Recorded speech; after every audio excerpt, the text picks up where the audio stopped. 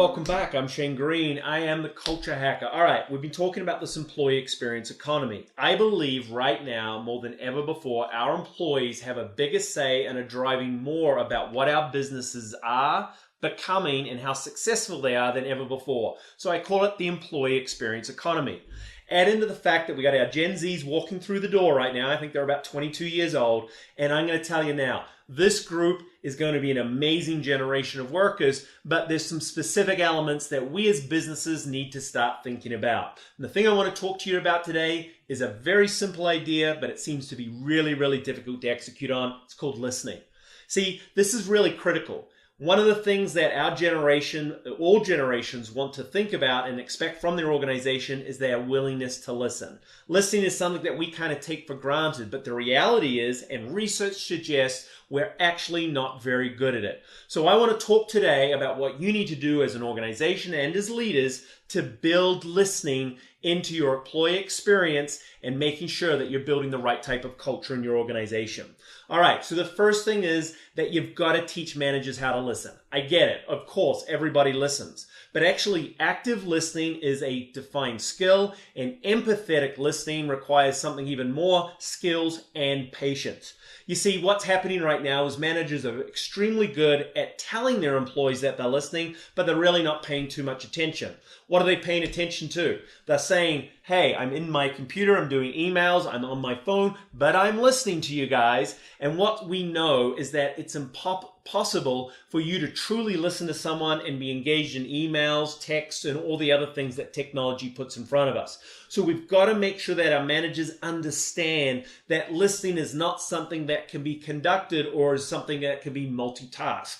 Listening is about giving people the respect, the attention, and truly taking it on what it is that they're telling us. Now, while we've got the managers starting to listen, as a business, we need to start making sure that we've got other forms of communication channels up and running.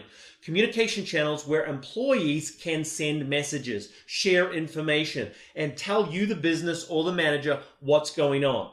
Now, we've seen this in many instances become down to things like an annual event survey, one-off conversations. The reality is, as an organization, you've got to set up multiple ways and multiple opportunities, from making sure that there's one-on-one opportunities between managers and employees. We recently did a project where that was the number one request from employees, and the number one driver of their engagement and satisfaction was making sure they had that one-on-one conversation on a quarterly or regular basis with their managers. So ask yourself, have you set up that cadence?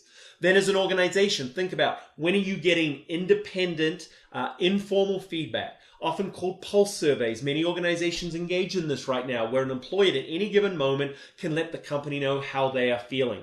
The biggest thing that I want to make sure is happening is that companies are starting to set up different channels where they are willing to listen.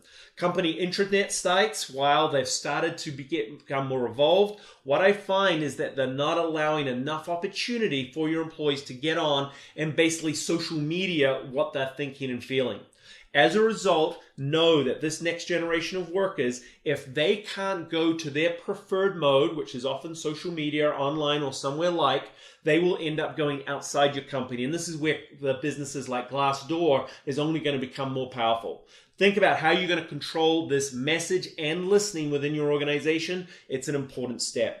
And then the final part to kind of wrap all of this up is that make sure you follow up and follow through with your employees. Often employees will tell us, hey, my manager listened to me, I gave them some ideas, I shared some information, and that was it. I heard nothing more.